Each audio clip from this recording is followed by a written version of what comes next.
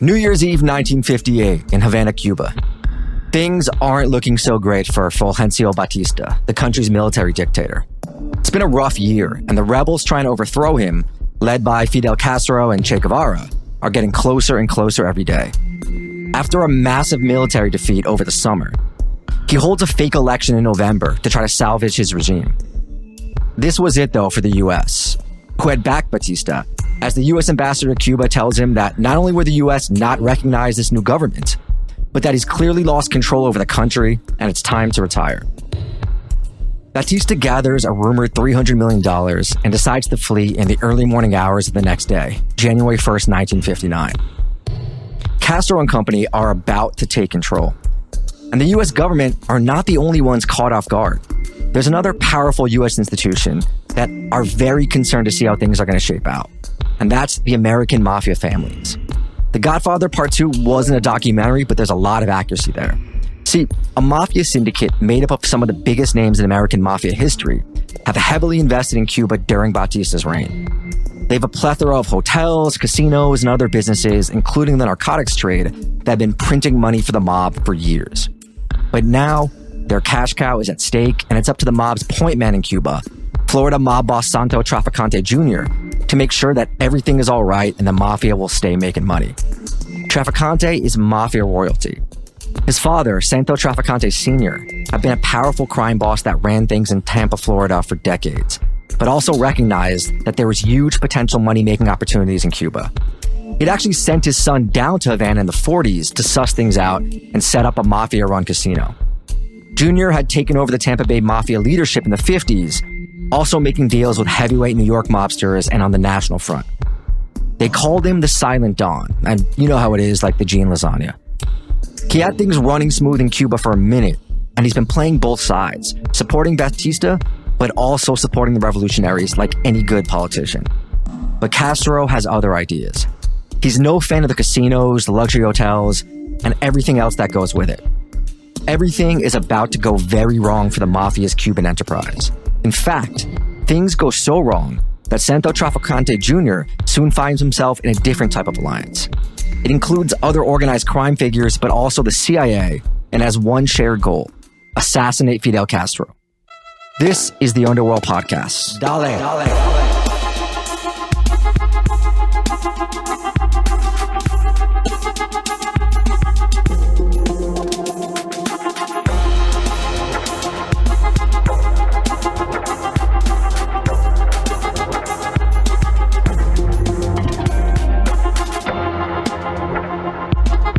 Welcome back to another episode of the Underworld Podcast, a radio program where two journalists, myself, Danny Gold, and Sean Williams, take you on a guided tour of scumbags, dope dealers, and wise guys around the world, all while teaching valuable lessons about life, love, and everything in between. Sean is actually joining us from Port Moresby, right? Papua New Guinea, somewhere with a legendary bad gang problem that most people cannot find on a map. And Sean, I think a question a lot of our listeners want to know is, what's it like to still believe that long-form print journalism is a viable career option? But also, what's up in Papua New Guinea? Okay, the optimistic side, I don't know. I'm going to skip the journalism part, but Moresby, wow. What a hellscape. It's like basically taken over by gangs. I think it's like pretty similar to what Port-au-Prince is at the moment in Haiti as well, which there's been a bunch of really cool stories about of late. But I was actually on an island like an hour and a half away from here, even a place called Bougainville, which is probably going to be the world's next independent nation. And there, I guess I can talk about it now because I've been out there. I was worried about him, like getting nervous, but I basically met a guy who is a combination con man, rebel, cult leader, and a self-styled king. He's like kind of the Colonel Kurtz of Bougainville, but when I saw him, he was wearing a red coat and he had a puka shell headdress that said king in shells. So it was pretty interesting. But I don't know what I make of this trip. It's been a really weird one. I've read a lot and I've sat around looking at palm trees. So I guess that's nice, right? Yeah, it sounds great. At least you're getting paid for it. But we are also getting paid here. So as always, bonus episodes or just support us at patreon.com/underworldpodcast. There's also YouTube, TikTok, Instagram, whatever else. Like, subscribe, comment, share, all that stuff. The current contract for my day job is up soon. So, you know, if you guys want to chip in another 10 or 20K, that would really help us out. But yes, Santo Trafficante Jr., great name, great mobster. It's American, which we usually stay away from. But this story combines three things that everyone loves, which is Havana in the 1950s, just wild CIA stories, and Tampa, Florida, which, you know, Ybor City has almost killed us once again. Sean, aren't you banned from like every single strip club in Tampa? Oh, that's Pensacola, but I did do a little trip to Tampa one time. I had a really nice vegan breakfast, actually. Is that hard boiled enough for the show? Or maybe I've got to say I shot someone in a club. I don't know, but yeah, I've been working on a screenplay that kind of touches on this stuff for like 2-3 years now, which is definitely going to get made and make me rich. But so I'm kind of keen to see what we've got coming up because. Yeah, loads of this stuff is kind of wrapped up in what happened subsequently in the Golden Triangle, weirdly, in Laos and Vietnam. So, yeah, this is like fascinating stuff. I should add, I can hear like birds of paradise, or bird of paradises, I don't know, flying outside the hotel window. So if you guys hear anything, it's because this hotel is like weirdly got an aviary on site, which is pretty cool, but not great for podcasting. So I'll shoot them all after the record. But yeah, thanks, Bourdain. I guess that's a story for another day. But actually, I hear good things about Tampa. I don't think I've ever been. And this story begins in 1901 when Trafficante's father, Santo Trafficante Sr., is 14 years old and he comes from where else? Sicily, Italy, to America to live. The Trafficantes, they settle in Tampa, of all places. Tampa is a one-horse city at the time, just very underdeveloped, swampy, young city, you know, kind of like, I guess, all of Florida back then, right? I don't think Miami was much in the early 1900s, but for our international audience, Tampa is on the west coast of Florida. It's like 4 hours up from Miami. I don't think it's quite as rednecky as when you get further north in Florida or like, you know, further along that coast or in the central area of it. But like I said, I'm kind of making fun of it, but I think everyone I know says it's a really good time. And it is actually famous for the strip clubs, from what I understand. Santo meets a young lady in the newly burgeoning Italian community of Tampa, and he marries her. And she's the daughter of a local Tampa drug dealer. And this introduces him into the Tampa underworlds. And Tampa, unlike New York back then, it's not super established in terms of, you know, the crime community. It's an up and coming town for organized crime. It's wide open, and ambitious mobsters, they could set up shop anywhere, which is typically called like an open city. Vegas was like that too. Because of that, there's sort of a power vacuum, and it leads to a pretty violent situation, which one magazine even labeling Tampa as the hellhole of the Gulf Coast at the time.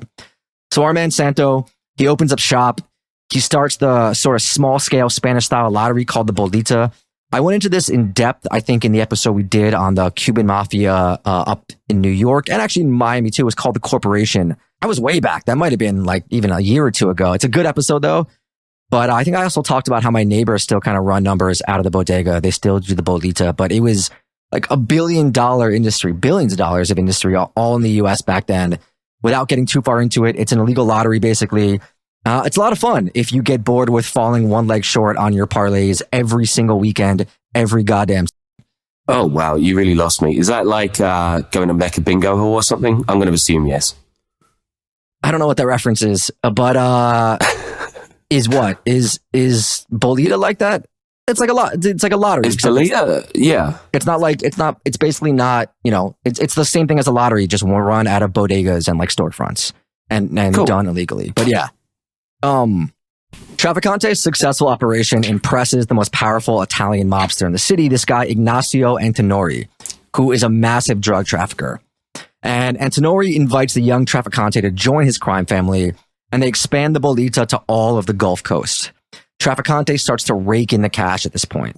Then in 1914, Luigi Santo Trafficante is born. He's the second of 5 sons. They nickname him Santo Jr., and he's brought around with Santo Sr. to various restaurants and events. Seemingly, he saw something in this son that he didn't see in his other sons about entering, you know, this thing of ours. So when Santo Jr. starts to inquire about Senior's business activities, Dad brings him right along into the family business. And that's just good parenting. You know, if your child shows an interest in something and you support him in pursuing that interest, you're going to want to get him started on it young, unless that interest is, of course, podcasting. So don't let that happen to your kids. Yeah, if my son even looks at a magazine, I'm going to rip it up and enroll him on an engineering course in New Guinea. I don't know. But yeah, I'm just looking forward to the Sopranos reference here because it's coming, isn't it? We already made like a bunch of them, dude. Oh, God. See, I'm not even up on it. God, it's so useless. Yeah, you're carrying that tropical deliriousness right now. How's you got food poisoning yet? Oh, yeah. Yeah. I might have to run like to the bathroom in about 15 minutes, but we'll see how it goes. Yeah, we'll edit that part out. In the early 1930s, Trafficante Sr. is invited to represent the Tampa mob at a high-level mob meeting at Atlantic City. And if you haven't seen Boardwalk Empire, I think it goes into this a bit, but it rules. Great show. I don't think we've recommended it enough. But this is the time when the mafia is starting to be restructured in New York and nationwide. A lot of you probably know this history, but this is when like Lucky Luciano, Meyer, Lansky, Frank Costello, Bugsy Siegel, some of the other notable future mob powerhouses they get rid of by killing off the old school Italian mustache Pete bosses who had come over from the old country and did things sort of the old way. And the thinking was that there was enough of this inter-mafia feuding, they needed to organize the underworld as a business. Less killing, more peaceful coexistence and working together, which is, very progressive. And they formed the Commission and the Five Families in New York. Again, this is kind of a well-tread path, but the heads of the Five Families, they sit on the Commission and they're almost like a board of directors / governing body of the mob. There's also some other national mob bosses from around the country that are on it as well. People are here to hear you tell the stories, mate, not some trucker hat wearing comedian from Brent's. They want you. I'm 0 for like 5 with your references today. I don't even know who's a trucker hat wearing comedian from Branson, but I guess I just want to go to Branson. I've always wanted to go. Is it good? Well, you have just like this thing with like weird cities and locations in America. Like, I don't think anyone else I know has spent time in Oklahoma that's not from Oklahoma. Yeah, I mean, that's my entire career, just going to places that no one else wants to go to. So that's why I'm sitting in a hotel room, struggling not to run off to the bathroom. Did I mention I've got food poisoning? I don't know. Anyway, the commission wants one point of contact, not only for the entire state of Florida, but also for Cuba, because they're looking to get set up shop there. They want to invest pretty heavily in narcotics down there. I think they already were by that point. But their one problem was that none of them spoke Spanish. So Santo Sr., since he spent most of his childhood in Florida, he did speak Spanish, which is, why everyone should learn a second language. You never know when it will help you in your career.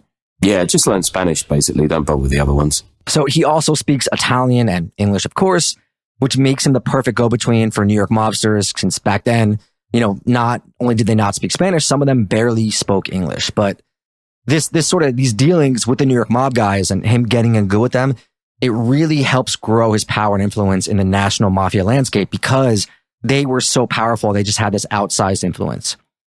In 1930, Santo Jr. drops out of high school at age 15 with the blessing of his father, who tells him that he isn't going to learn any more in high school and that he can learn more from hanging around him, which is kind of, Sonny from the Bronx begs to differ. But Junior starts tagging along with him to meetings in New York, getting to know high-level figures in the underworld and really growing up at the highest level of the game, which is going to serve him really well in the future and kind of is part of what makes him such a talented, I don't know if that's the right word, but like successful mobster as he gets older. He's a really smart guy, really ambitious, known for not taking no for an answer, like very persevered, One of his father's friends that takes Santo Jr. kind of under his wing and becomes his mentor is Tommy Lucchese. Lucchese is a key player in the Luciano, Lansky, Costello sort of takeover the mafia. Later, he becomes the underboss of the Gagliano family, which is one of the new 5 New York families created by the commission. That boss is extremely low-key, Tommy Gagliano. He's extremely under the radar, too. So under the radar that he basically gives all his orders through Lucchese, who is not just the underboss, but the de facto street boss. And he eventually takes over that family in 1951, and it's renamed Lucchese Crime Family, which it's still called today. I don't know about much beyond this show, basically. Are these guys still popping it in New York, or have they kind of had their wings clipped these days? Yeah, I mean, look, they're not nowhere near where they were decades ago, but they're still around. Like, they still function. They still have bosses. I think there was just a big bust on the Gambino's family like a month ago. But yeah, no, they're still the same name, still around. They're still, doing their thing, I guess. They must be still getting some stuff done, but it's like the business is definitely not as good as it was 60, 70 years ago. Lucchese's closest ally is fellow mob boss and boss of all bosses at the time, Carlo Gambino, who is head of the Gambino crime family. They're so close, in fact, that Lucchese's daughter marries Gambino's son Tommy. These two form an alliance to basically dominate the commission and the underworld. It's a little bit far in the future, but the point being is he's a good guy for Santo Jr. to have as a mentor. Lucchese and Santo Trafficante Sr., they also have a narcotics business together that continues when Jr. takes the reins, which is going to happen shortly. Another reason Trafficante Sr. is sending his son up to New York all the time to spend time with these guys is that there's a mob war going on between Trafficante's boss, Ignacio Antinore, who is now one of the biggest drug traffickers in the country, and a rival mobster named Charlie Wall in Tampa, who is, I think, not Italian, but his Wall? family, yeah, I think, no, definitely not. But his family was super powerful legitimately in Tampa. I think his dad had been the mayor and his mom was the daughter of a different mayor. So, you know, I feel like it's one of those old school Southern things back then where, like, you know, they weren't technically mafiosos, but they basically were powerful politicians who had the run of the place. The gang war, it's ongoing. It ends up lasting much of the 30s. Trafficante Sr., he kind of lays low and stays out of the fray, hoping to gain more power by the end of it. His boss is gunned down in 1940, and Wall is severely weakened, but he wins. But he loses so many of his men in the war that Trafficante Sr. is able to slide right in, become the new boss of Tampa, and basically take over all the gambling rackets. Then in 1946, there's this historic conference of national mafia leaders in Havana. The backdrop to this conference is that in the 1930s, Lucky Luciano was sentenced to 30 to 50 years in prison. World War II starts, and by 1942, the U.S. military is concerned about Italian and German agents infiltrating the U.S. through the ports and conducting sabotage against the military at the waterfront. So U.S. military intelligence, knowing the mob controls the waterfront, they approach Lansky as a conduit to Luciano to make a deal, and they'll let him out of jail and deport him in exchange for the mob guys basically protecting the waterfront from sabotage. The mob guys agree. They're all on America's side anyway in the war, which is interesting.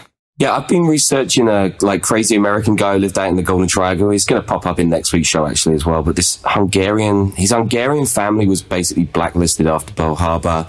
Apparently there was a massive witch hunt for foreign collaborators right after that. So it led a lot of dual national Americans towards crime. It's like really interesting stuff. So I guess these guys, like, they must have been the other side of the coin. I don't know, pledging allegiance and getting all kinds of benefits. So I guess it worked both ways. Yeah, I mean, even though they were Italian or of Italian origin, they did not like Mussolini or the Nazis. And they were, you know, they were patriots in that way in terms of like trying to help with the war effort. This conference, which is co-hosted by Luciano and Lansky, it's supposed to welcome Luciano back into the fold and settle a bunch of mob disputes and feuding that have been going on. Junior, he's there actually representing the Tampa Bay Mafia and his dad. The Trafficantes now have a seat at the most powerful mob boss table out there. And also, side note, Frank Sinatra was the entertainment down there in Havana. Then in 1950, we get the Senate commissions that start looking into organized crime, especially involving the labor rackets. I think we've talked about those a lot on the show before. Both Santo Sr. and Jr. are subpoenaed to appear before the commission, which estimates that they receive at that point $50 million a year in illegal gambling alone. Charlie Wall, who we mentioned earlier, the guy who got into the gang war with Trafficante's old boss, he testifies about the organized crime situation in Tampa, and it becomes pretty clear to everyone that the Trafficantes are major players, which obviously is going to increase the heat on them from law enforcement. So Junior and Senior decide it's probably best to duck out of the States for a bit and head to Cuba. Cuba is like popping back then, right? The casino scene, the nightlife, Havana in the 1950s, every bar looks like the Hotel Del Mano, which, I don't know, man. I've always thought it actually sounded like a really fun place to be at the time, as long as you were not standing against Batista, but were in with Italian mob guys. Just a good time.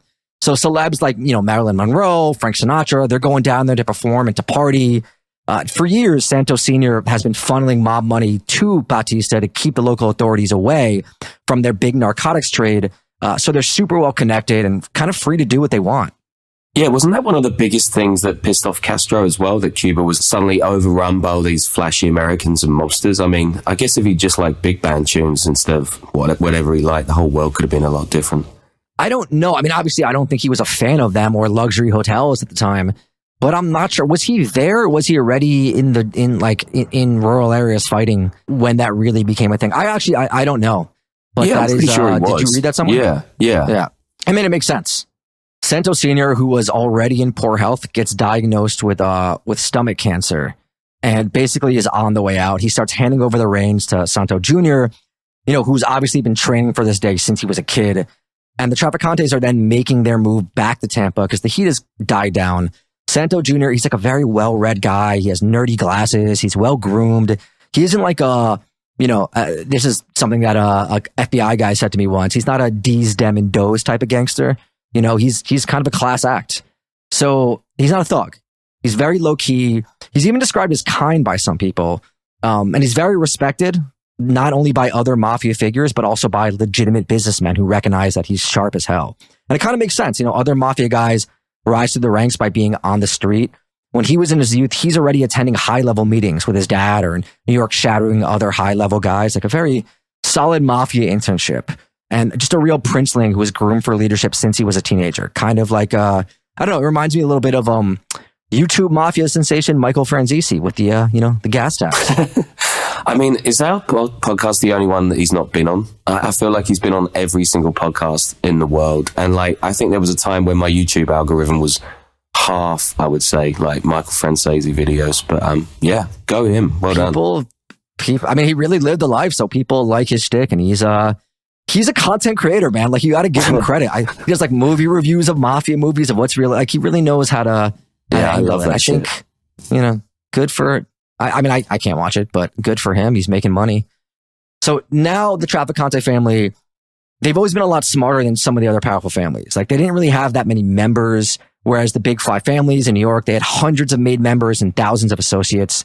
The Trafficantes, they operated a bit differently. A lot of mobsters wanted to do business in South Florida, and they would need to either pay the Trafficantes tribute or need to go into business with them.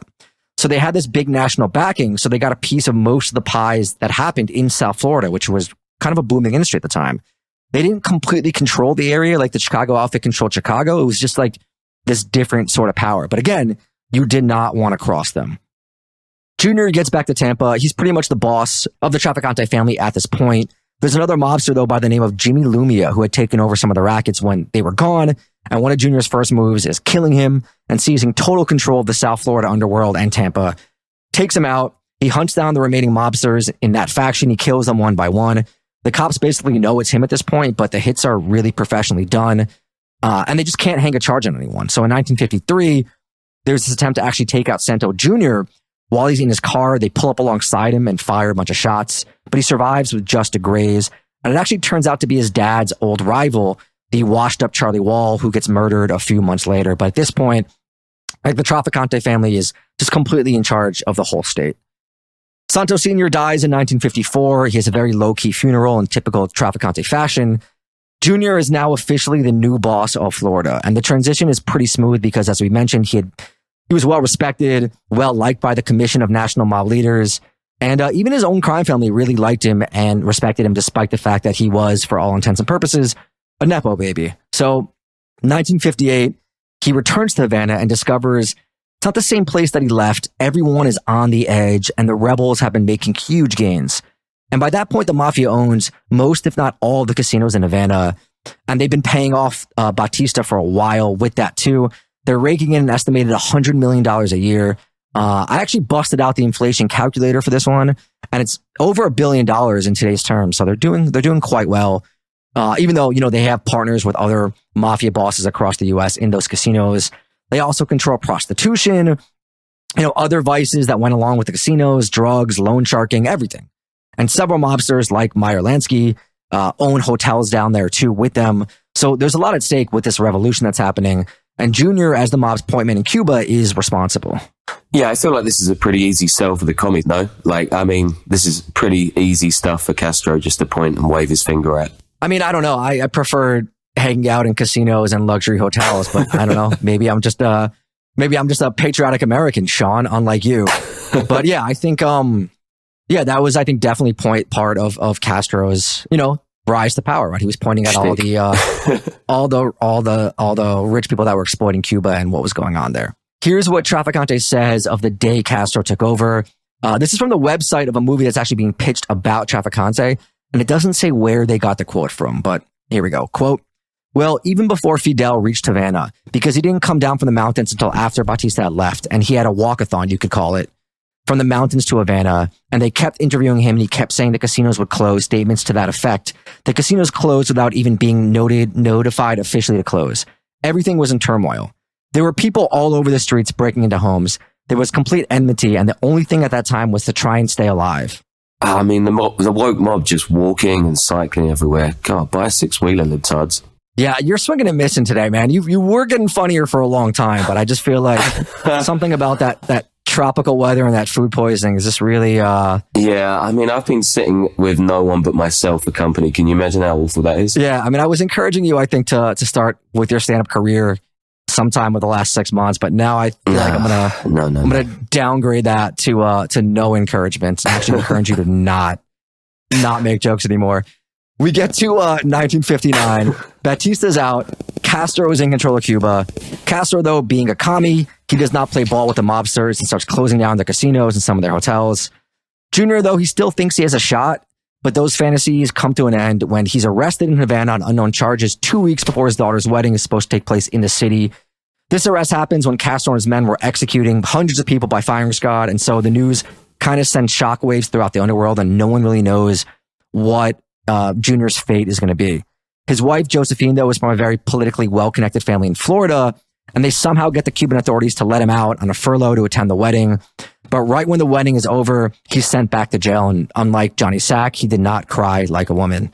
Yeah, okay, I got that one. All right, that's my first one. And the Trafficante crime family, their estimation of Santo as a man does not plummet, but Santo Jr.'s lawyer eventually gets through to the new Cuban government, and he's deported back to Tampa. They let him live. The legend of Santo Trafficante Jr. usually says that he never spent a day in jail, but what they mean is that he never spent a day in jail in the U.S. He did actually spend, I think, a couple months, if not a couple weeks in Cuba. So the mob as a whole and Junior, they take a massive financial hit with the shutting down of their cash cow in Cuba.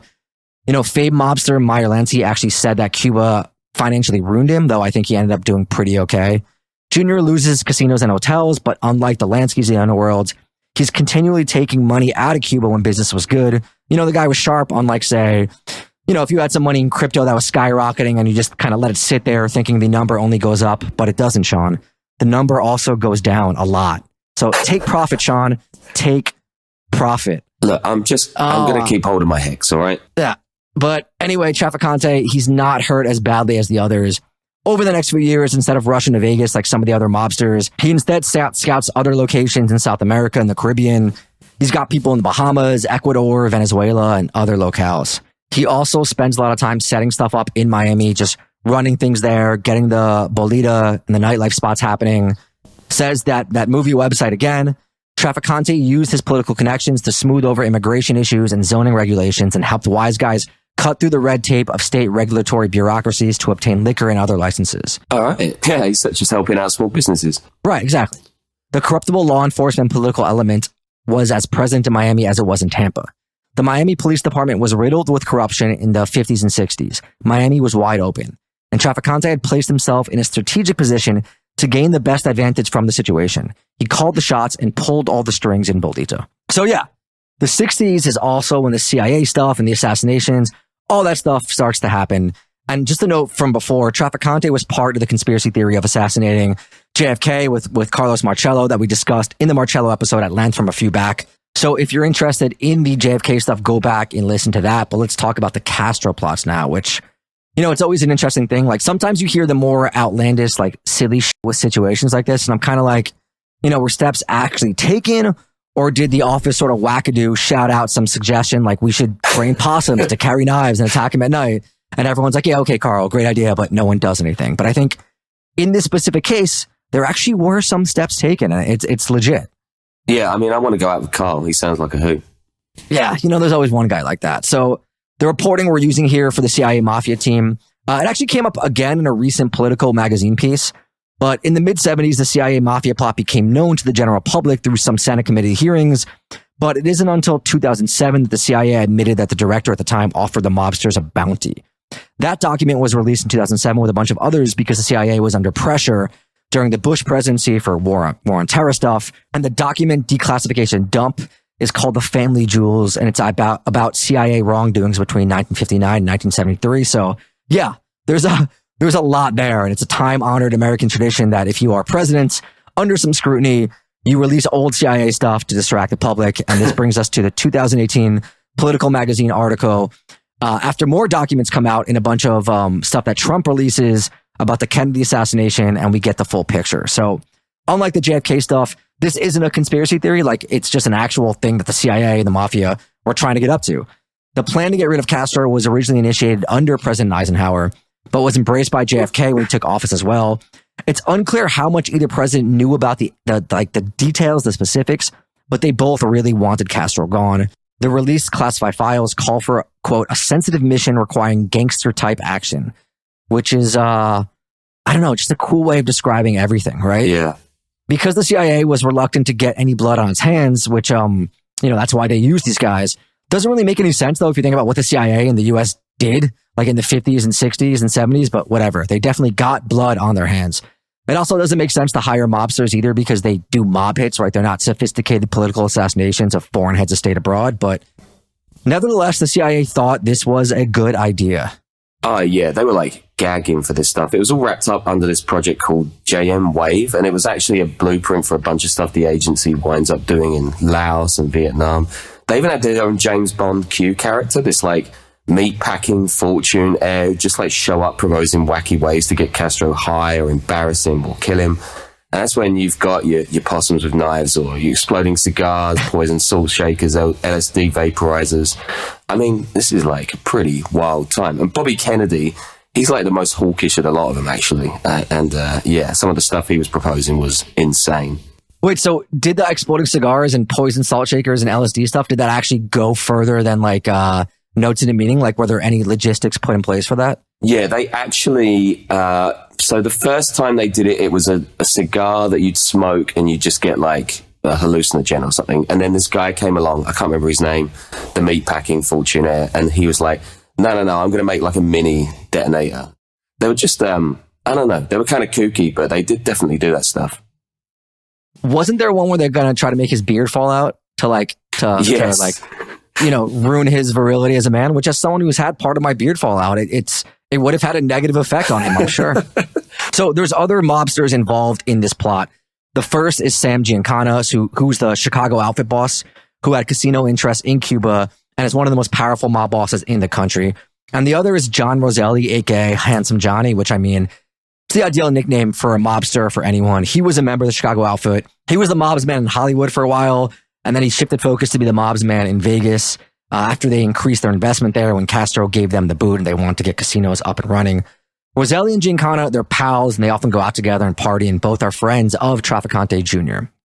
We talked about this in the corporation episode as well, but there's a lot of just wild stuff happening with Cuban exiles in the 60s, and I guess later on too, especially in Miami. Anti-Castro plots, like violent groups forming, some terrorist, organized crime training, commando type stuff, just all sorts of political and violent intrigue that was just a wild time in America. The CIA recruits a guy by the name of Robert, I'm going to mispronounce his last name, Maho. It's that when they hit you with the EU. Yeah. Maho? H-E-U? Yeah, that's pretty much. Yeah, we'll go with it. That's good. He's an ex-FBI agent and current aide to eventual crazy person and legendary entrepreneur Howard Hughes. He becomes the go-between, and Robert approaches Roselli, who then introduces the man to Trafficante and Giancana, and the CIA offers them $150,000 to kill Castro, which is like a lot of money. I feel like that's a good going rate for killing a head of state, which the mobsters decline. They say they'll actually do it for free, and they cite patriotic reasons for wanting to help out the government. But in reality, they're just kind of doing this because they want their vastly profitable Cuban casinos and hotels back. And they also believe that if they do this very risky thing for the government, that it kind of helps them get a get out of jail free card for their own future legal troubles. And the relationship with the spies, it comes in handy right off the bat later in 1961 when these two CIA operatives are caught by the FBI illegally bugging the hotel room of a Giancana rival who's involved in some sort of love triangle with a famous actress, I think, or singer. And the CIA does this as a favor to their new pal Giancana. But when the FBI wants to press charges, the CIA brings the matter to Attorney General RFK, who's no fan of the mafia, and he's kind of annoyed by it. So they agree to drop the charges to the casino so the casino operation can go in. But they tell the CIA to warn him in advance, quote, if you ever try to do business with organized crime again. Yeah, I mean, the thing is, RFK was like I said, the most hawkish guy, and he actually favored something he called boom bang action against Cuba. And like, bearing in mind that this time the Soviets are planting just missiles on the island, that's going to be a sure way to trigger a nuclear holocaust. But Yeah, I don't know. Like, I reckon he tried to like airbrush a lot of stuff that he'd done after that, but I guess he didn't last a huge amount longer, did he? Bobby Kennedy, he got offed like soon after this, or was it a bit later on? No, you're thinking of much later on. His brother gets off. He gets killed in the late 70s, not in the early 70s. Late 60s, not in the early 60s. But I think that part of it is probably that he just doesn't. He hates the mafia. He's at war with the mafia. While he probably favors direct action, he probably just doesn't want it done by mafia guys. I'm sure he had no problem operating with the other sort of Cuban weird special operatives that they used. But the first attempt with these mobsters is when they give a would-be assassin poison pills that the CIA gave them to put in Castro's feud in Havana. This would-be assassin is a guy by the name of Juan Orta, who is Director General of the Office of the Prime Minister of Fidel Castro. I think a little before that, but he gets cold feet, doesn't get the job done. But there's, some disputes that Orta would have even been able to get close to Castro to poison him. And it's Castro who actually says this. This is from a Reuters article in 2007. In his own words, the traitor Orta received money from organized crime supposedly to help them reopen casinos. He had nothing to do with the matter. By the time they gave him the poison, unlike the earlier moments, there was little chance Orta would see me, as by then I was completely occupied with other matters. So Fidel basically says, cold feet or not, this guy wouldn't have even touched me. And there's a bunch of other plots, including trying to get the CIA to give money and weapons to a Cuban exile leader named Tony Verona. The mobsters don't actually get a lot done, and not much comes to fruition, though they definitely put in some effort. And Trafficante kind of gets out of the assassination business pretty quickly, though Giancana and Roselli stay involved. Interestingly enough, Giancana actually tries another plot himself, and Roselli becomes so personally invested that he participates in boat raids in 62 and 63. One raid had Giancana so worried about him that he thought he was actually killed or captured because he was gone for so long. And then in 63, JFK is killed and the Castro assassination plots are basically shelved. Yeah, I did not know until today that Roselli was a big player in the mafia. He was definitely the agency's point man for a while. And this sabotage campaign that he personally went on, it was one of the CIA's most successful against Castro. A couple agents put thousands of dollars worth of weapons in a U-Haul in Miami. They were all over Miami. It was insane. And they gave him the key. Next minute, they got teams bombing train lines, factories. They even sunk a Soviet ship, I think, moored off of Havana or something. It was pretty daring stuff. So, yeah, I'm going to get into some more of this stuff next week. But it racked up costs of 50 mil, I think, at the time, which is, I don't know how many bazillions in today's money, for a year for one op, which is pretty crazy back then. So this was really how all future stuff would be done for the CIA for a long time. Some of the initial reporting and rumors of these Castro plots, it comes after the Senate Church Committee in 1975, which was this committee to investigate abuses by the CIA, NSA, FBI, and the IRS. So shortly before Giancana is scheduled to testify before these hearings, he's killed in his home. One theory is, of course, the CIA took him out before he could talk. But another theory is that Junior actually ordered the hit to prevent him from talking. But they also say a decade earlier, Giancana was sentenced to 1 year in jail for contempt in 1965 for refusing to testify at an unrelated grand jury.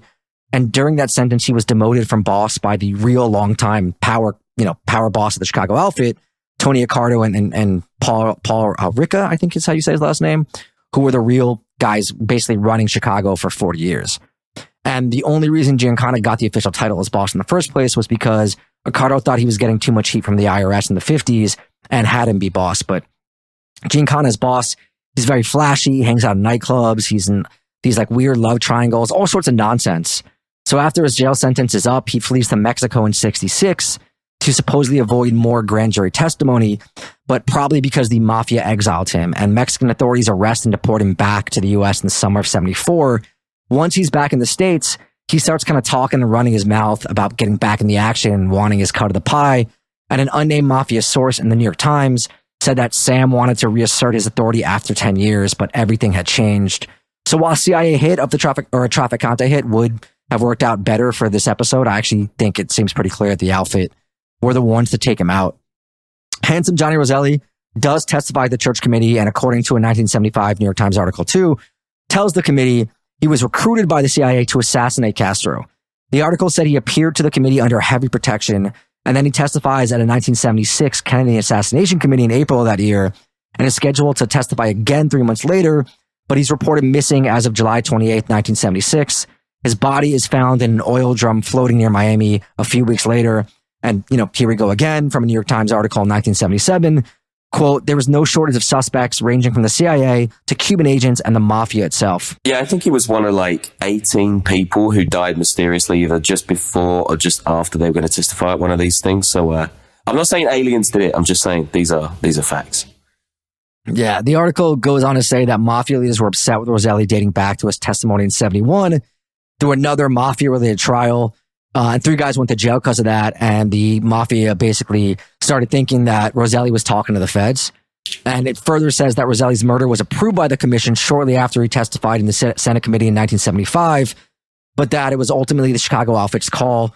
And a different source not in the Times has an informant quoting Tony Accardo, who we mentioned right before, as saying, Roselli was becoming a public source of embarrassment to La Cosa Nostra.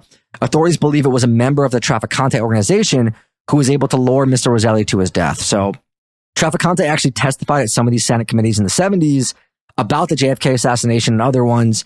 But other than that, he then leads a pretty low-key life as a mob boss and just kind of runs things just smoothly. Like I said, he kept the violence out and was smart about how he did things and made a lot of money.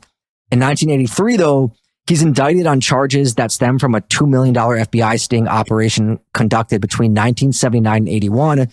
This is from a 1983 Washington Post article, quote, the charges are the result of an FBI sting operation in which agents worked undercover for 3 years, operating a plush, lucrative club to draw in the underworld figures, said Robert W. Butler, in charge of the Tampa FBI office.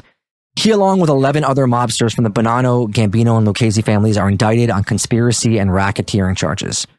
Quote, the indictment alleged that for a percentage of the profits, Trafficante would allow top nationwide crime families to engage in unlawful activities such as bookmaking, gambling, and control of sanitation business on the west coast of the state. As I mentioned earlier, he didn't have that big of a family, but he would cut deals with other families to allow them to operate in his territory for a taste of the profits. And this indictment is actually about the King's Court Bottle Club, which is portrayed in the movie Donnie Brasco, which is based, of course, on the undercover exploits of FBI agent Joe Pistone, who I actually interviewed this year for a different project that I'm working on that will be out next year. All right. What's he like? Straight shooter. Okay. I guess, had a lot to say. Yeah. I think he has a podcast of his own, but, anyway, I think in the movie, it makes it seem more like they got in trouble because they failed to pay off the local cops, but clearly this was a much more sophisticated FBI operation. Santo is 69 at the time, which nice. He gets out on $50,000 bail, and his lawyer continued delays the trial, citing his old age and health issues. He actually goes on to win the case because his lawyer argues that it is built mostly on hearsay evidence from Dominic Sonny Black Napolitano, who was unable to testify, even if he was willing to do so because he's killed in 1981 for introducing Donnie Brasco to the Bonanno family. The judge agrees with Santos' lawyer, says the evidence is too weak, gets out on a mistrial in 86, pisses off the government because they spent a lot of money on it, and he gets removed from another trial the following year for his poor health, which actually ends up making sense because he dies in March of 1987 because of health complications that year. So I guess, all in all, a pretty good mafia career for the Santo Sr. and Santo Jr. Trafficante family because they never did a day in American jail. They both die of natural causes when they're pretty old. Santo Jr. has 2 daughters who never really get involved with organized crime, but still have a ton of money. And the family gets out, a whole lot of money and not so much in the dire consequences department. So maybe crime does pay. Yeah, crime definitely pays. And speaking of which, I'm off to buy a kilo of Bougainvillean gold on the black market. Only joking. I'm actually going to run to the bathroom because I'm still sick. So, cheers for that. Love how you kept bringing that up for the audience. I'm sure they were. I just want to give a vivid image. To think about that. But anyway, next week, patreon.com, Underworld Podcast. Take care.